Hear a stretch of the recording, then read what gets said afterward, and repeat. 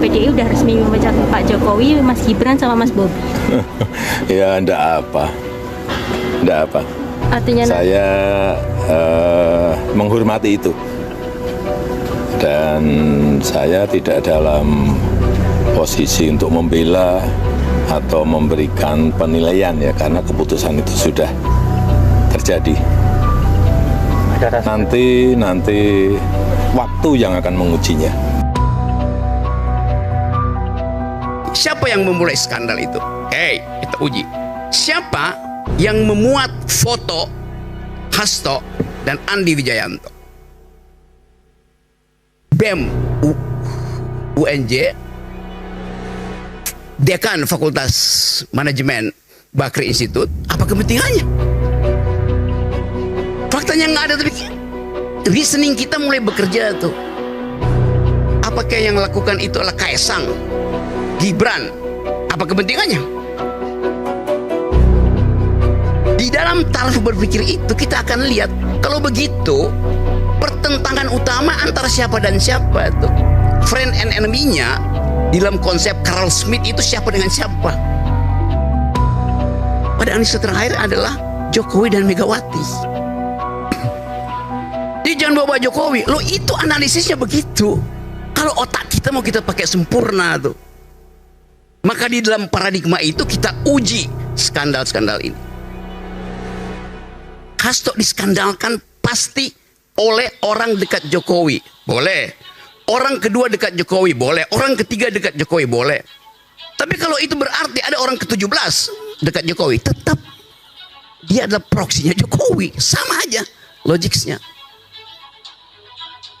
Kan kacau kita berpikir, ya mungkin aja yang buat itu adalah orang dari Rusia, orang dari Ukraina. Apa urusannya dengan pertarungan friend enemy di dalam pikiran Carl Smith tentang Jokowi dan Megawati? Konstruksinya begitu, cara berpikirnya tuh. Jadi kalau saya pastikan bahwa foto itu disebarkan oleh Jokowi, siapa yang mau bantah? Faktanya nggak ada, memang ada faktanya, tapi reasoning saya mengatakan itu. You bantah reasoning saya, bukan bantah faktanya tuh. Apakah penangkapan atau pentersangkaan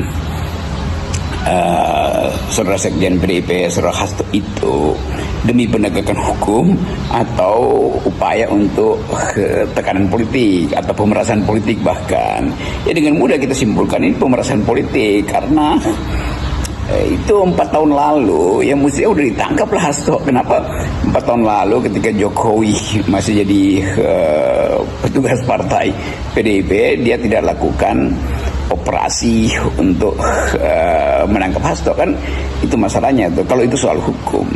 Jadi kalau sekarang setelah Hasto secara terbuka mempreteli kelakuan Jokowi selama berkuasa, itu tentu dendam Jokowi akhirnya berubah menjadi perintah politik. Jadi latar belakang dalam peristiwa ini ada dendam seorang Jokowi yang sebagai presiden akhirnya menemukan bab terakhir dia di dalam disertasinya.